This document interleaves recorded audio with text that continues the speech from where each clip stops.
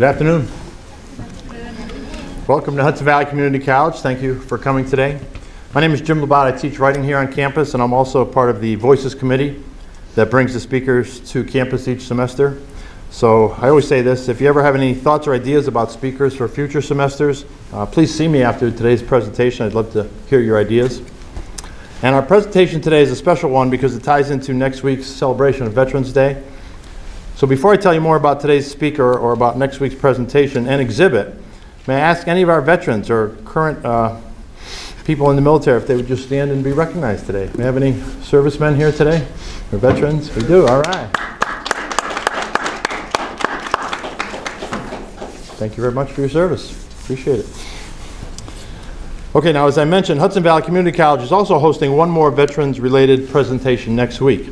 On Monday, November 10th at 4 p.m., right here in the BTC, our speaker will be Dr. Nicholas J. Schlosser, who is a historian at the United States Marine Corps University in Quantico, Virginia. And his keynote address is entitled, "The First to Fight, John James Callahan Jr. in the United States Marine Corps During the Great War."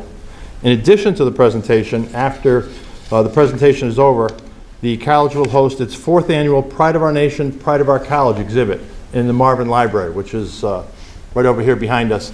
And basically, it's an exhibit of photographs and memorabilia from current veterans who either work here or have family members who have served in the armed forces. And so it's our tribute to them, you know, both locally and nationally.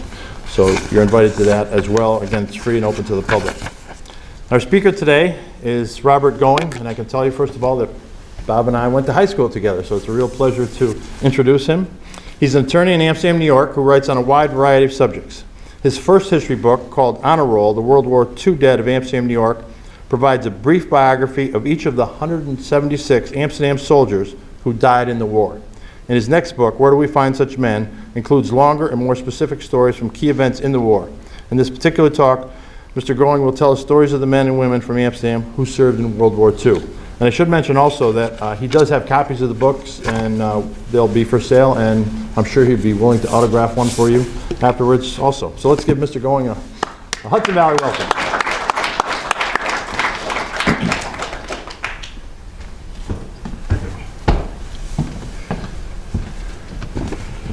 I probably never would have taken up writing if it hadn't been for Jim, because he put together a couple of books about our old neighborhood, and which are wonderful books. If you have not yet purchased Jim Labatt's books, particularly Let's Go Gales and Mickey Mantle Day in Amsterdam, they're absolutely delightful reading. And the reason I started writing is because even though this takes place in our neighborhood and all the kids in our neighborhood are in it, he doesn't mention me at all.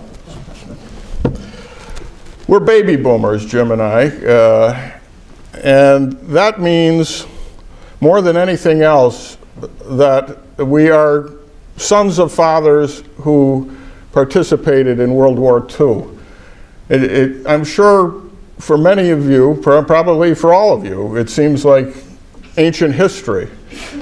And yet I was speaking to a World War II veteran only a couple of days ago about what he did in the war, and he shut me right up. It's a common theme I found in preparing this book, that they don't want to talk about it. The things I learned in my research about what these ordinary men I grew up with, the generation of our fathers, was absolutely amazing. This guy I talked to a couple of days ago was on the beach in Anzio, where there was, for months, there was no safe place to go because the Germans were able to drop artillery shells any place within an 8-mile range. And I said, "Do you want to tell us about it?" He said, "No, I don't want to talk about it. That's it." I later went on to get a Bronze Star. I started writing this book completely by accident. I was up in my attic one day looking for some kind of notebook to use in my law practice, and I found this beautiful bound volume like they used to sell in the stationery stores hardcover, and this is just right. This is just what I need for this purpose. And I assumed it had belonged to my father in his law practice decades ago. And so I brought it downstairs, and I'm flipping through it, and I discovered it wasn't empty at all. That in the middle of the book, in my grandmother's handwriting, was a list of the Amsterdam boys who had been killed in World War II. And it was staggering. She only got up to the S's. She never finished it for some reason. But even then, there were like 134 names in the book. Now, bear in mind that America's participation in World War II only extended from December 1941 to basically August of 1945, when the Japanese surrendered.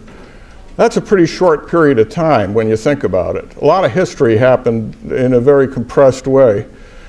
But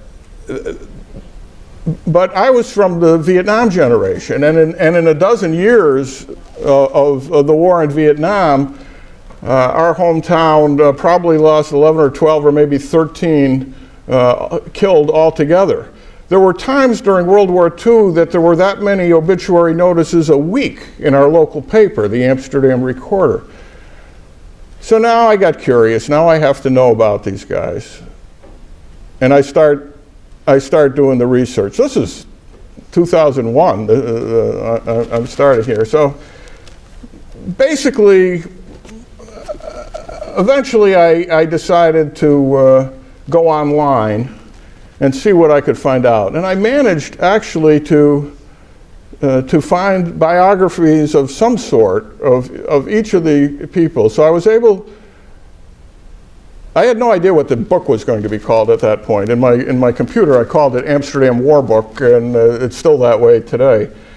But I started writing this stuff down. And then I said, well, let's do an appendix first. You don't usually write an appendix before you write the book, but in this case, I just wanted to take these little capsule stories of these guys, how they died and where they were from, who their survivors were, where they lived, you know, to humanize them, to bring them back to life after having been ignored for so many decades.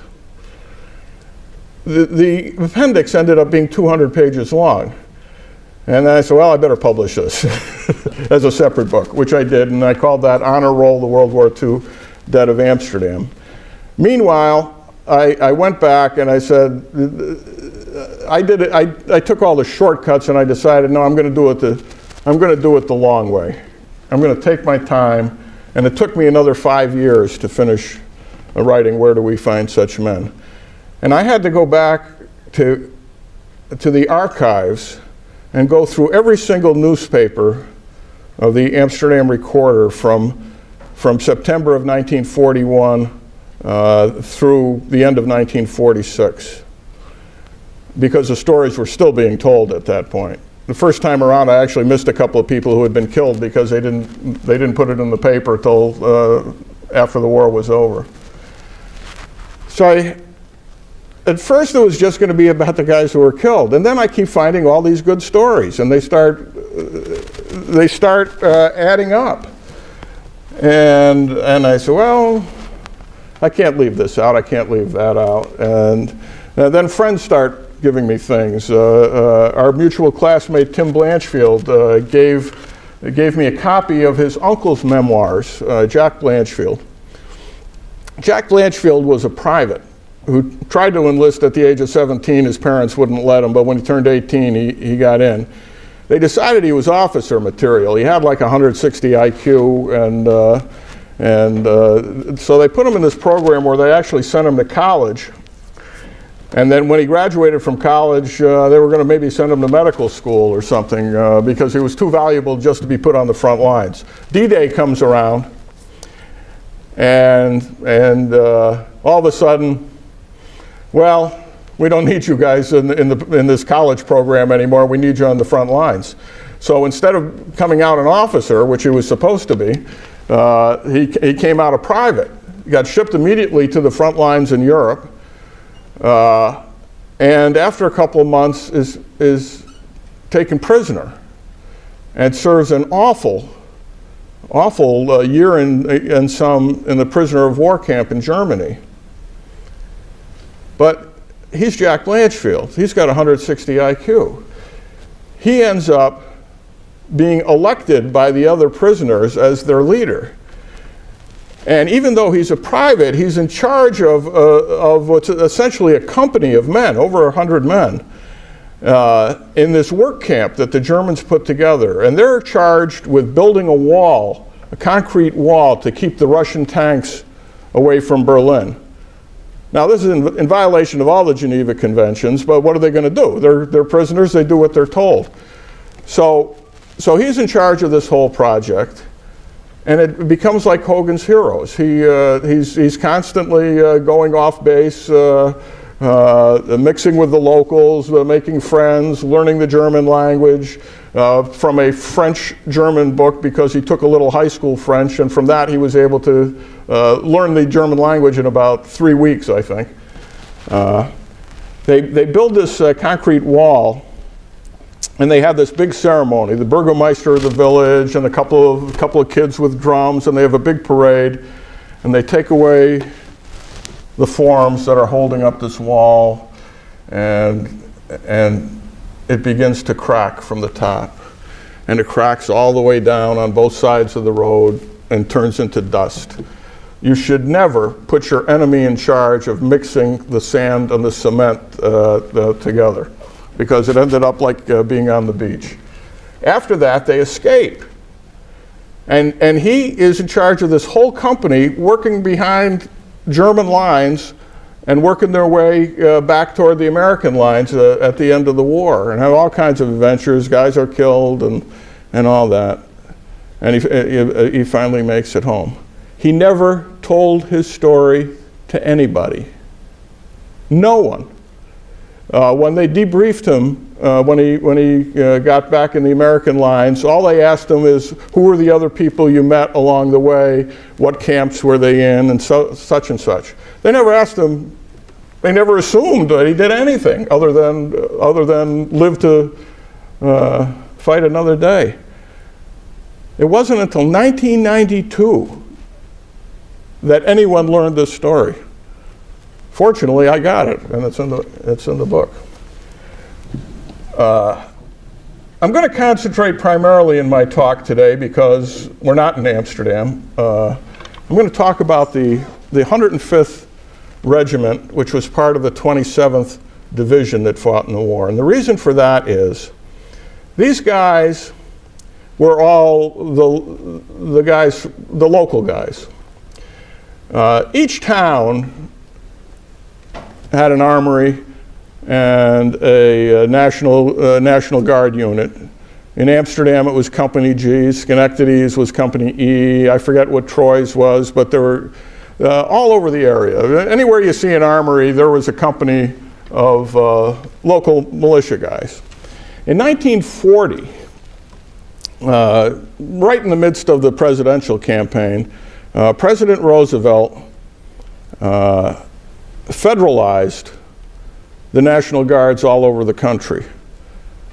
And each of these separate companies became part of a regiment. And in New York, there were, I think, 3 regiments, the 105th, the 106th, which was the western part of the state. And I forget what the other one was called, but it was the old Fighting 69th of World War I fame and Civil War fame, mostly the New York City area guys.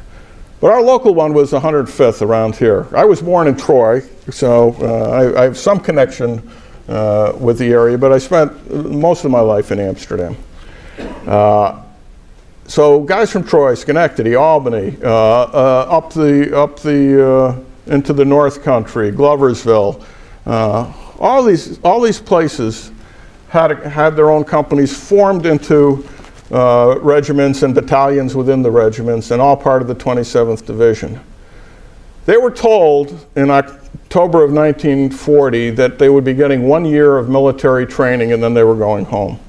So they were going to get heavy-duty Army training on the theory that if war broke out, that these guys would form the core of the new civilian army that would have to be massively put together in a short period of time. Well, nearly all these guys, except for the ones who were killed or left because they were wounded, nearly all of them served way more than their 1 year. Most of them served until the war was over in September of 1945, before they were allowed home. So it was an incredible series of adventures. My book begins, more or less, with a parade, and it more or less ends with a parade, although I go beyond the parades. Think about this. Amsterdam, New York was a city of 34,000 people at the time. About half that now. There was no war going on in the United States. There was a war in Europe, and we were doing our best to keep out of it. And Roosevelt was running for re-election and talking about how we weren't going to be in this war in Europe. But they wanted to be ready, because these people in charge had memories of World War I, when we went into World War I in 1917 without any preparation whatsoever. We had no army, we had no guns, we had no horses, we had no ships to send them over to Europe, and it took another full year before we could even get organized. So they at least wanted to be ready, and they did a good job of that. On October 23rd, 1940, the city of Amsterdam had the biggest parade it had ever seen. Everybody turned out. There were 20,000 people showed up to send this little National Guard company off to military training. No war. They were just an outpouring of patriotism like you just can't imagine today. And there were people in this parade for whom this would be their last parade. The 27th Division didn't start off with very much. I mean, they just went down to Alabama and trained for a while. And then of course, Pearl Harbor came, December 7th, 1941. All the talk about getting out in October of 1941, that seems to have vanished. I see nothing in the historical record that they were even talking about coming home at that point, because things were getting tense with Japan, things were getting tense with Germany. There had already been some gunfire exchanged between the American Navy and the German Navy. So it was getting testy. They weren't letting anybody even go home for Christmas that year. The Company G was immediately sent to the West Coast from Fort McClellan in Alabama. And everybody knew what that meant. It didn't matter that they were going to California. If they're going to California, they're getting shipped to the Pacific immediately. And they were. This is kind of a human interest thing. There was a girl back home. Her name was Nell Pelekis. She lived in Hageman, which is right outside of Amsterdam. Her brother is, in fact, on the cover of this book. His name is Alan Pelekis, and this very casual photograph was taken in front of the family homestead before he went off in the Marines. And I chose it for the cover because this is exactly what the book is about. It's about ordinary guys who are walking up the street in the small towns of America who a year later were in jungles in the South Pacific, or fighting in the desert in North Africa, or charging hills in Italy. They are not only like you and me, they are you and me. Genetically, they're Jim and my fathers. They're most of your grandfathers, I suppose. Maybe great-grandfathers. We're getting older, James. Anyway, Nell Pelekis decides she's not going to let her boyfriend in Company G get away. And never mind this war stuff.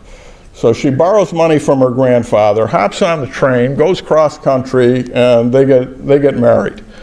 And the story, fortunately, made the Amsterdam Recorder because one of the sergeants in the group liked to write. So she went west with Mrs. Boleslav Napik. Napik was the first sergeant of Company G, which was the highest non-commissioned officer. A quiet and simple wedding ensues, with First Sergeant and Mrs. Napik serving as the attendants, and essentially the NCO Corps of the old National Guard Company as guests. Newly minted Lieutenant Thomas Quigley, Sergeants Michael Makarowski, Frank Bettinger, Pasquale Mercadani, Henry Golick, Max Trace, S.W. DeCiblio, and Corporal Edward Galambowski.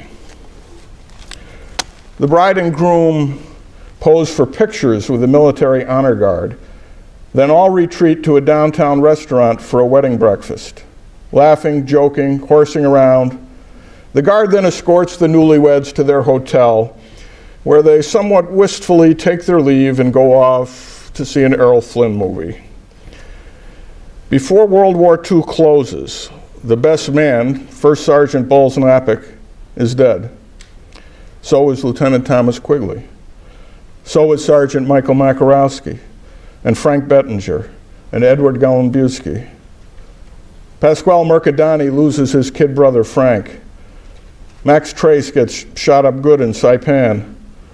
And Nell Paleckis Freer's brother, Alan Paleckis, USMC, will give his life on a miserable piece of rock and volcanic sand called Iwo Jima.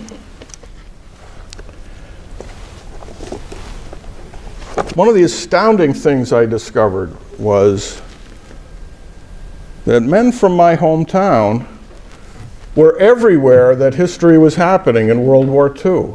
Every battle, every campaign, every front line, there was somebody from Amsterdam there. From Pearl Harbor, when William Hassenfuss was killed on day one, through the Bataan Death March. There were two guys from Amsterdam on the battleship Missouri during the surrender ceremony. There were the first guy on shore in Japan was a guy from Amsterdam. A guy from Amsterdam was there at the surrender of the Japanese troops in China. And I'm thinking, how can this be? D-Day, there were like 30 of them at D-Day. There's 28 at Pearl Harbor. How can one town produce so many people doing so many heroic things? Is it the water? Is it the air? Is there something about growing up in Amsterdam? My ultimate conclusion is no, that this was not unusual at all, that this same story was taking place in every town, village, and crossroads of the United States of America.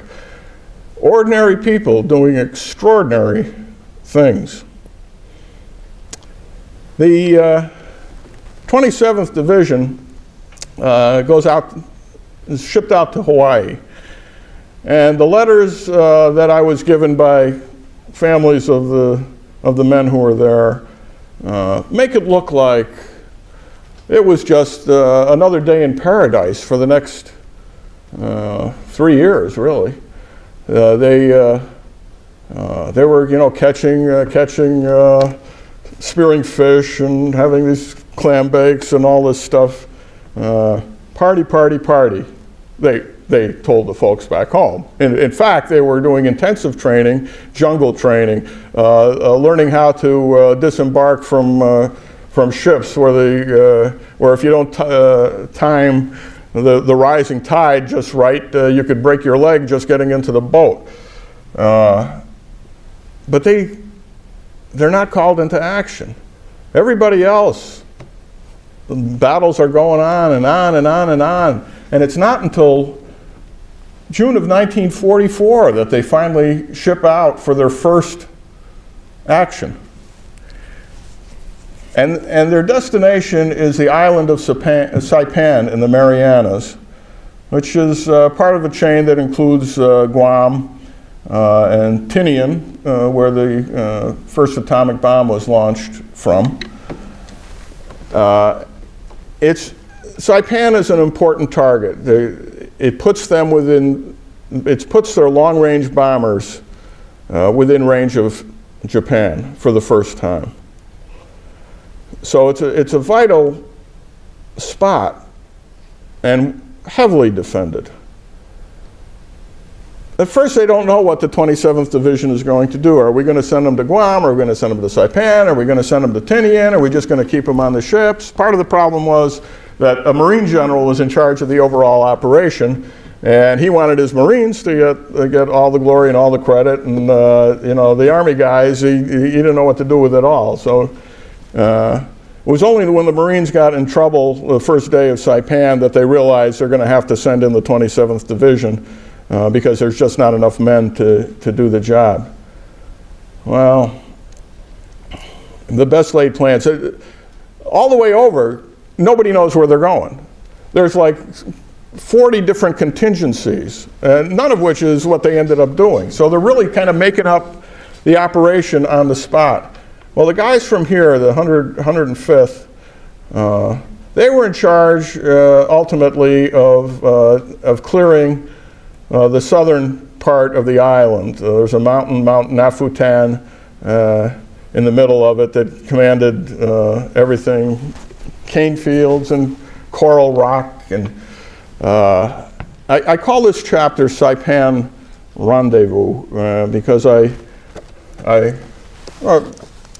steal the great Alan Seeger poem from World War I and use it as the theme through it. I'm sure you know it. We used to have to memorize it, I think.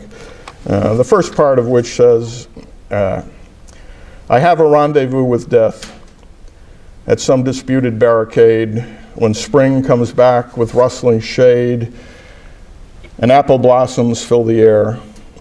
I have a rendezvous with death when the spring brings back blue days and fair. That's what it was about.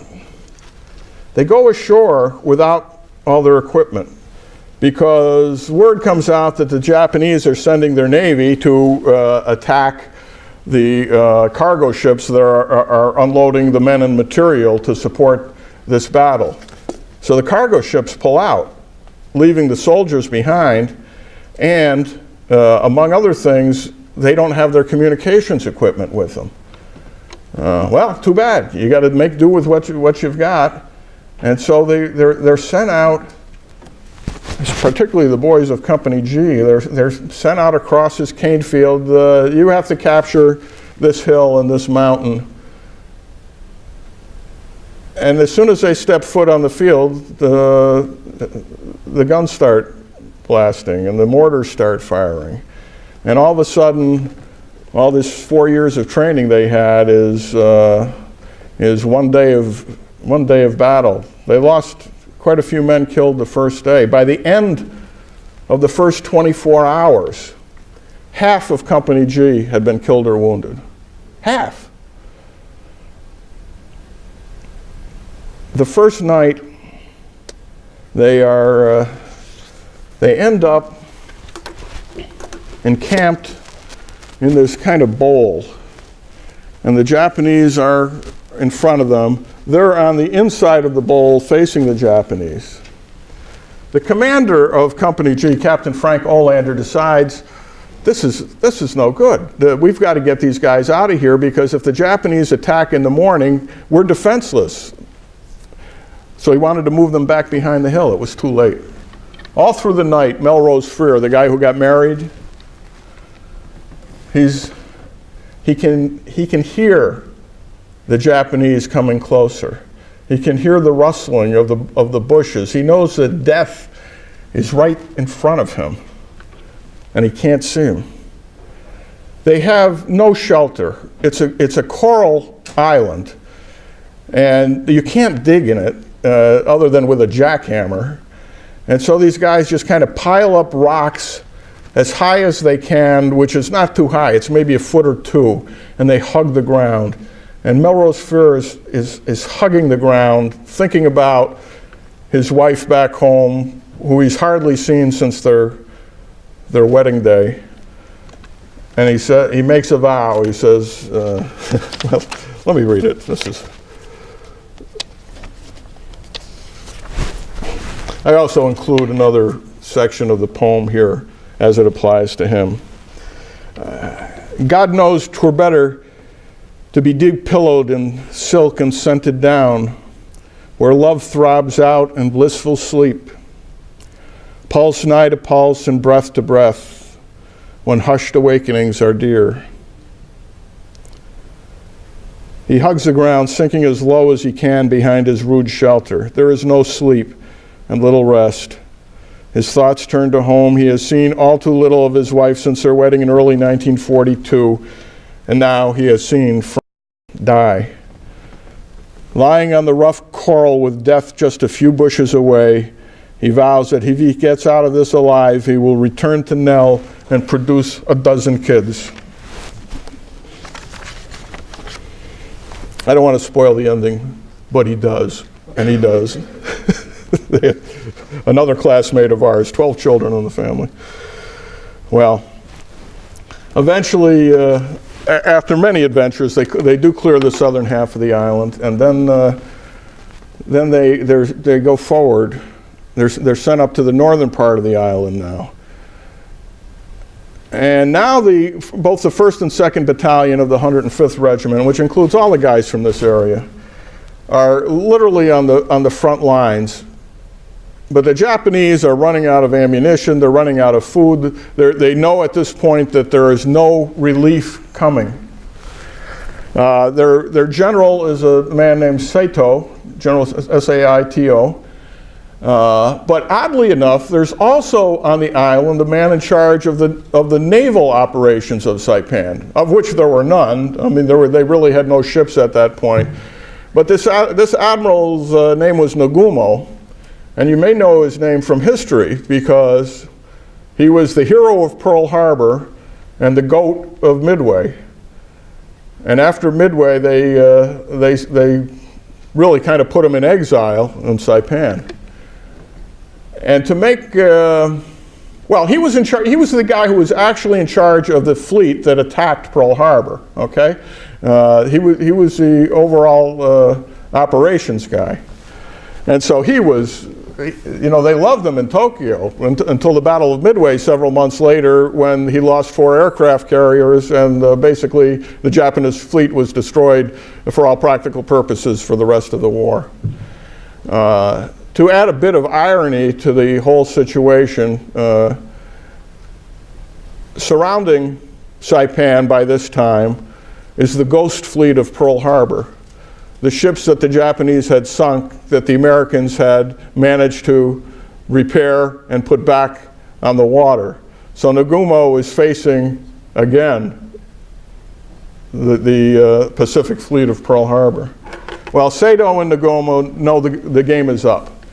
There's about 4,000 Japanese troops left. There have been tens of thousands killed at this point. And the ones that are left have little or no ammunition. They have no food. Most of them are wounded or otherwise somewhat incapacitated. Anyone who could walk in any manner is enlisted for this final Banzai charge that they have planned. And those who are not able to come either are told to commit suicide or are killed. So they don't have to drag them around or risk their being captured. So Saito puts out this order that he sends to all the remaining troops on the island to gather at such and such a place for this final Banzai charge, and their duty is to kill 7 Americans for every one of theirs that is killed. That's their goal. And Saito says, "Follow me, follow me, follow me." You know? Then he commits suicide. So they gather in the night, and they're facing the guys from Troy and Schenectady and Amsterdam and Gloversville and Lake George, all our area places.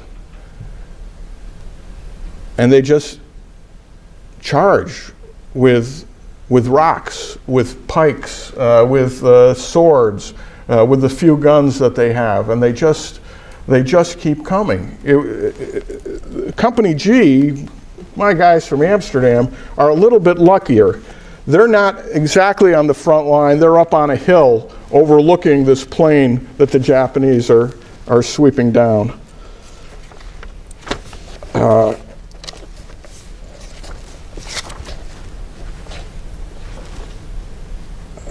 let's see. Thought I had this marked.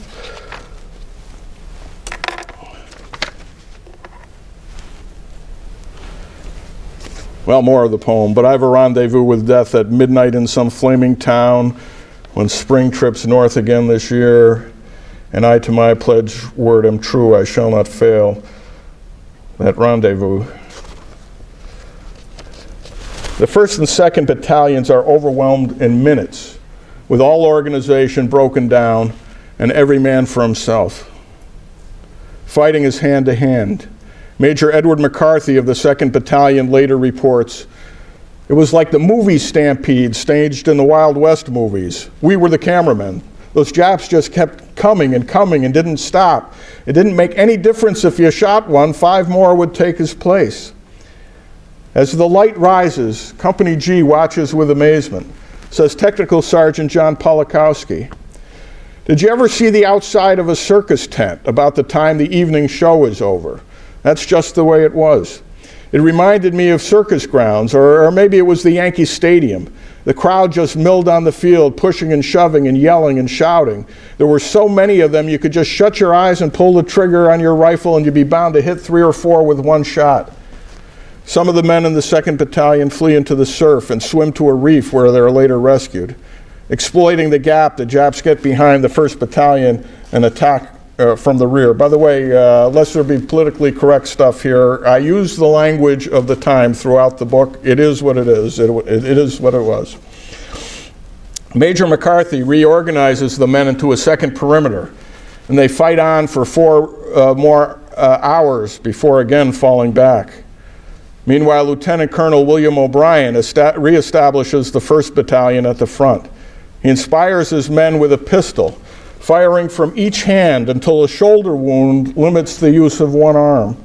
He leaps into a Jeep and operates its .50 caliber machine gun, mowing down the Japs, trying to take it away from him until he runs out of ammo. Grabbing a saber from one, he swings away until he himself is finally cut to pieces. Next to his body lie 30 dead Japanese.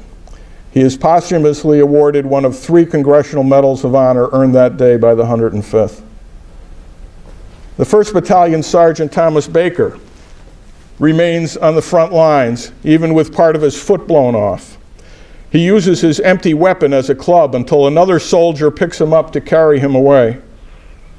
The rescuer then is himself wounded, and a second continues the rescue until he is wounded as well. Baker will not allow anyone else to move him, ordering his men to prop him up against a pole with a pistol containing 8 bullets and a cigarette. They find his body later with an empty pistol and 8 dead Japs. The other hand holds a partially burned cigarette. The 105th's second Medal of Honor. Captain Ben Solomon is by profession a dentist from Los Angeles, serving as a regimental surgeon for the 2nd Battalion. Soon after the battle begins, he has 30 wounded men crowded into his aid tent. The Japanese begin to overrun his position, and he sees one bayoneting a patient. Dr. Solomon squats and kills him. 2 more appear at the tent entrance. They are dispatched. 4 more crawl under the tent wall. Solomon kicks the knife out of one's hand, shoots another and bayonets a third, then butts the 4th in the stomach while a wounded man shoots him. Solomon orders the wounded to evacuate as best they can to the regimental aid station, while he fights a rearguard action to protect his patient's retreat. He then grabs a rifle from one of the wounded and joins the battle, taking control of a machine gun after 4 American operators are killed. As the dead pile up, he has to move the gun 4 times to maintain a field of vision. There are 98 dead Japs in front of his body, the 3rd Medal of Honor. Meanwhile, at Harry Carey Gulch, the boys of Company G are no longer casual observers. Though exposed on 3 sides, they also have excellent fields of fire. They will need them.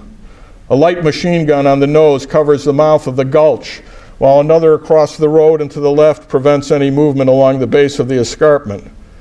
The latter, with a squad of riflemen, lies outside the company perimeter. They can hear the sound like a cattle herd, and when darkness lifts shortly after 0500, they can see the advancing Japs, and an initial group of about 300 are heading toward them. Captain Olander orders firing to commence immediately, and at first, no enemy is able to advance within 300 yards of their position. Most are killed or scattered in minutes, but the enemy is constantly reinforced, and the duel continues for another hour. Between 0700 and 0800, there's little opportunity to check their watches for the benefit of historians, unfortunately. Small raiding parties begin to hit the left flank, seeking to knock out the light machine gun outside the perimeter. They get close enough to toss grenades. Sergeant Nicholas Graziano requests permission to bring the light machine gun within the company perimeter, but is hit before he can move. Technical Sergeant Polakowski, in charge of the platoon lowest on the hill, orders his men back 10 yards. They gain 10 feet in height but lose a man. Company G men are firing fast and furious. A sniper kills 2 of them and wounds a 3rd. It's now 0800 and Olander is running short of ammo. It becomes the old whites of their eyes stuff, as one man later puts it.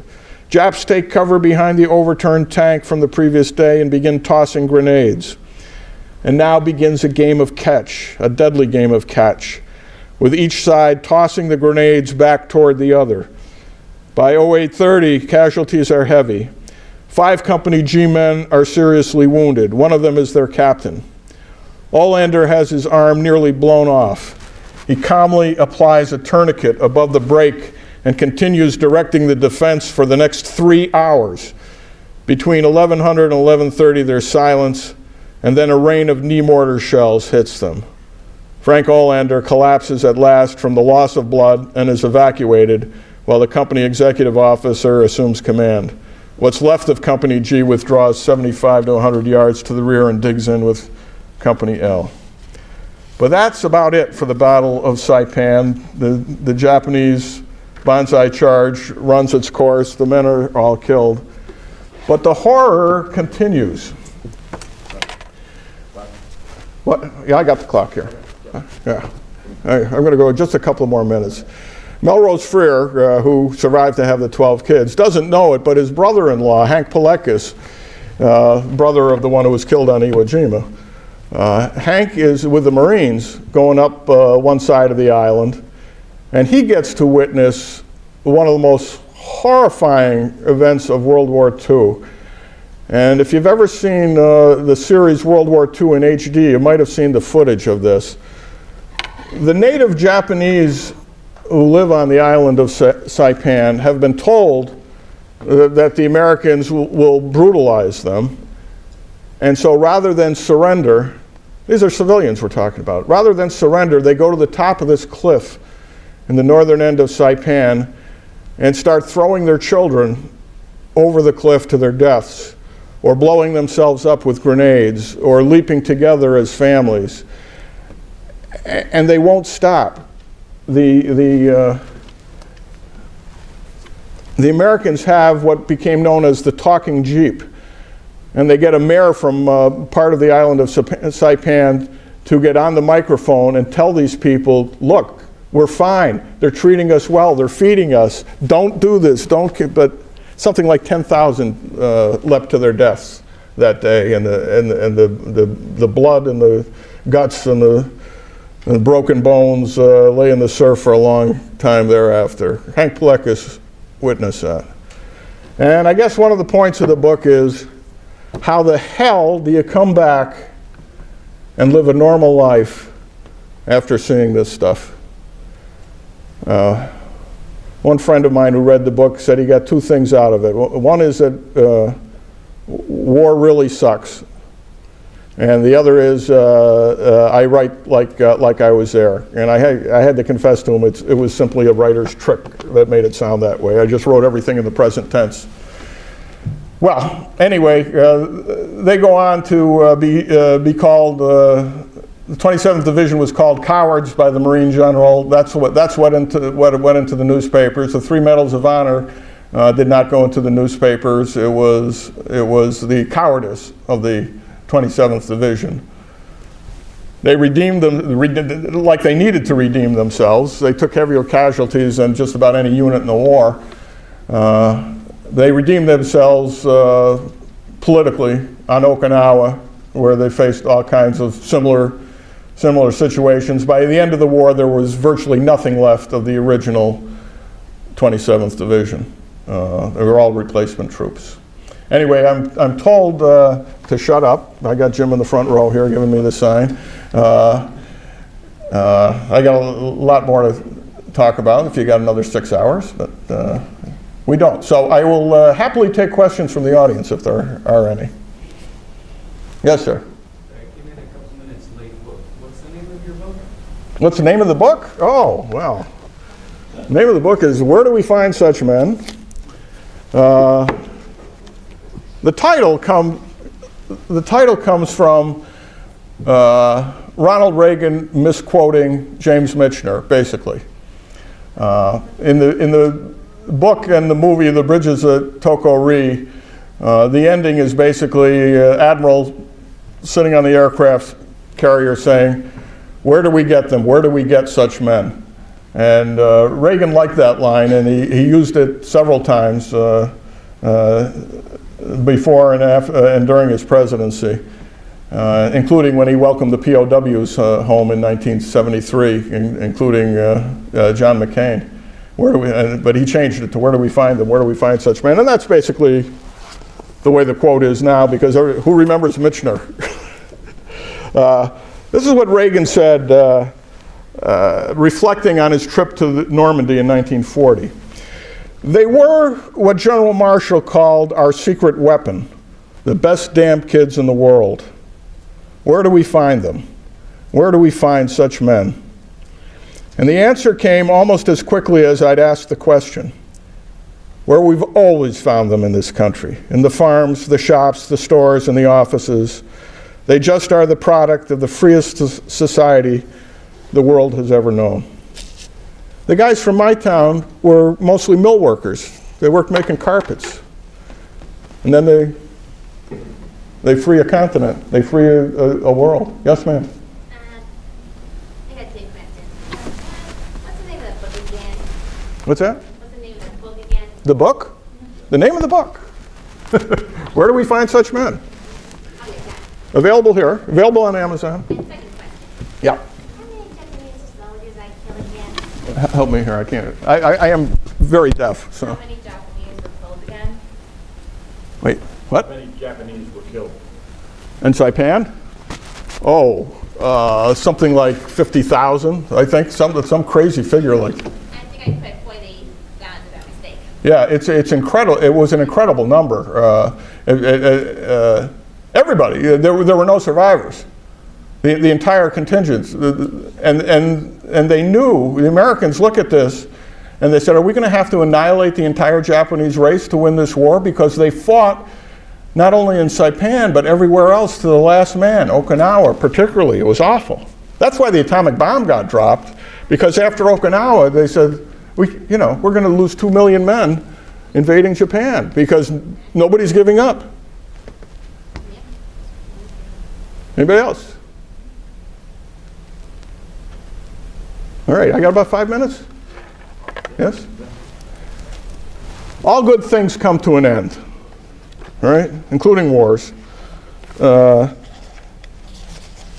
so I want to end with the end of the war as it took place in my hometown. And I'm sure all hometowns were like this. They knew the Japanese were going to surrender after the second atomic bomb, so they were just waiting. Yes?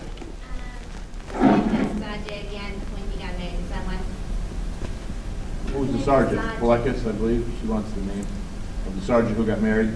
The sergeant who got married was Melrose Freer, and he married Nell Pelekis.